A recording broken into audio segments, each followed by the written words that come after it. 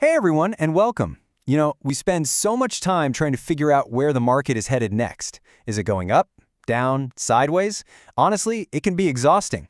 But what if there was another way? A way to trade that doesn't rely on you having to guess the market's direction at all. Well, that's exactly what we're going to dive into. Right? I mean, if you trade, you know that feeling in your gut, that constant stress of trying to predict the next big move. Is the Nifty going to rally? Is it going to crash? It's a tough game. But what if you could sidestep that whole question? What if you could find opportunities to profit from the relationships between stocks, even when the broader market is just going nowhere? Sounds pretty interesting, right? Okay, so the strategy that lets us do this is called pair trading. And yeah, it's a tool that hedge funds and the pros use all the time, but don't let that intimidate you. The basic idea is actually super simple and really clever. So here's the magic. Instead of placing a bet on a single stock going up, you're actually betting on the relationship between two different stocks. You find two stocks that historically kind of dance together, right?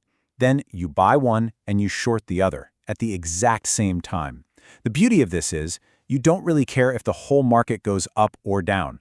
All you care about is whether the price gap, the distance between your two stocks, comes back to its normal historical level. So why on earth would you do this? Well, there are some huge advantages. First off, it's market neutral. That's just a fancy way of saying if the market tanks, your short position acts like a cushion for your long position. So that dramatically reduces your overall market risk. And maybe the coolest part, you're not trading on a feeling or a hot tip. You're trading on a statistical edge, a mathematical relationship that you can actually measure. Okay, but here's the catch.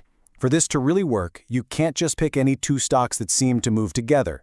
You need to find the right kind of pair. And that brings us to let's call it the secret ingredient. This is the one thing that separates the pros from the amateurs in pair trading. It goes way deeper than just moving in the same direction. All right, a lot of people get tripped up on this, confusing correlation with something called cointegration. And the difference is absolutely critical. So let me give you an analogy. Correlation is like two dogs running through a park in the same general direction. They might look like they're together, but at any moment one could just take off and never come back. Cointegration, though, that's like those same two dogs being tied together by a leash. See, they can still wander apart. One might sniff a tree over here, the other chases a squirrel over there. But that leash, that long-term, stable connection will always pull them back together. We want to be trading the dogs on the leash. That's where the real opportunity is. Okay, so how do we actually find these leashed up pairs and, more importantly, know exactly when to place a trade? Well, this is where a little bit of math comes into play. But don't panic, I promise we're going to keep it super simple. It's really just about understanding a couple of key signals. First things first, we need to check if the leash is even real. For that, we use something called the ADF test. Yeah, it's a mouthful. Just call it the ADF test. Think of this as our leash detector. It's a simple statistical check that tells us if the relationship between two stocks is genuinely stable and mean reverting. All you really need to know is you're looking for a score below negative 2.5. If you see that, you've got a good, strong leash. It's like a pass-fail grade for your pair. All right, so we've found our pair, we've confirmed they're on a strong leash with the ADF test. Now what? Now we need to know when to trade. And for that, we use the ZScore. The ZScore is awesome. It's basically a little ruler that measures how stretched out that leash is right now. Has one dog pulled really far away from the other? The Z-score tells us exactly that. And here's this simple rule for our trade signal. When that Z-score gets really high, say above +2, or really low, below -2, that's our signal. It's telling us that the leash is stretched to its absolute limit and it's very likely to snap back towards the middle. That's it. That's our green light to enter the trade. Okay, theory is great, but let's make this real. Let's walk through an actual example from the Indian market and see exactly how this whole thing works in practice. Okay, so check this out. We're looking at a pair, ICICI General Insurance versus SBI Life Insurance. Now look right up at the top there. You see that Z-score? It's sitting at 2.09. Remember our rule? Anything over 2.0 is a signal. So ding, ding, ding. This is telling us that the relationship between these two has stretched way out of whack. That leash is pulled super tight. So what's the actual trade? It's really logical. A positive Z-score means that the first stock, ICICGI, has run up way too far compared to the second one, SBI Life.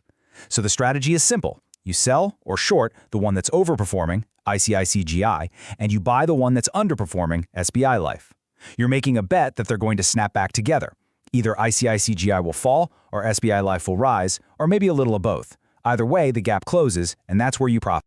And if you're not convinced, just look at the chart down at the bottom. That squiggly line, that's the Z-score's history for the last 200 days. Just look at it. It wanders away from that middle zero line, gets stretched, and then, snap, it comes right back. Again and again. See? That's the mean reverting behavior we're talking about. This isn't a random guess. We're trading a visible, repeating pattern. So let's just pause and think about that. The most important thing to grasp here is that pair trading lets you trade a statistical probability. You're not trying to predict the future of the entire market, which is, let's be honest, pretty much impossible. It's a total shift in how you look at the markets. And that really sums it all up, doesn't it? The true power here isn't about being a market psychic. It's about finding these proven relationships and simply asking one question. Is this relationship out of balance right now? When the answer is yes, you have a potential trade. That's the whole game, and it's a powerful one.